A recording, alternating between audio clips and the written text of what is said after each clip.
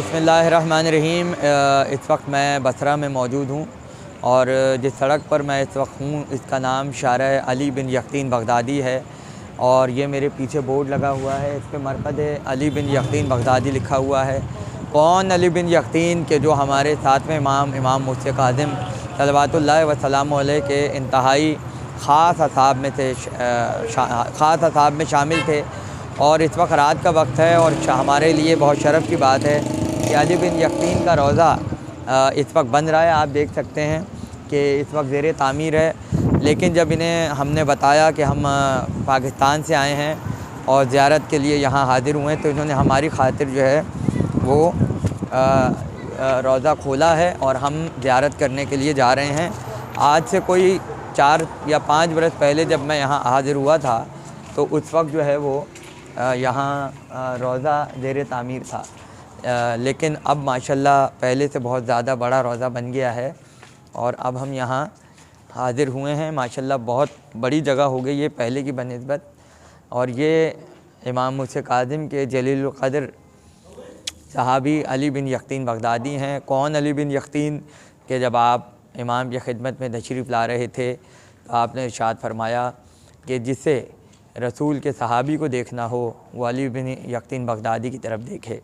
तो किसी ने कहा कि पैगंबर इस्लाम को गुज़रे हुए तो कई 100 साल हो गए हैं, तो ये सहाबी रसूल कैसे हो गए? तो इमाम ने फरमाया कि जिसने मुझे देखा उसने रसूल को देखा और मेरा सहाबी ऐसे ही है कि जैसे वो रसूल का सहाबी है। अली बिन यकीन वो है कि जब हारून अब्बासी की जानिब से गवर्नरी की वज़ारत की पेशकश हुई तो इमाम मुर्शिद काज़िम को ख़त लिखा और मशवरा किया कि मैं वज़ारत कबूल करूं या नहीं करूं। तो इमाम ने फरमाया कि करो, मगर एक शर्त यह है, कुछ शर्तें तुम्हारी हैं और एक शर्त हमारी है। हमारी शर्त यह है कि तुम एक शर्त पूरी कर दो कि जब भी हमारा कोई शिया तुम्हारे पास किसी काम से आएगा तो तुम उसे कभी मना नहीं करोगे।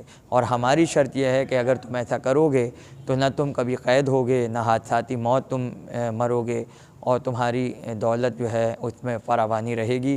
पूरी ज़िंदगी अली बिन यकीन ने शियों की खिदमत में गुजारी।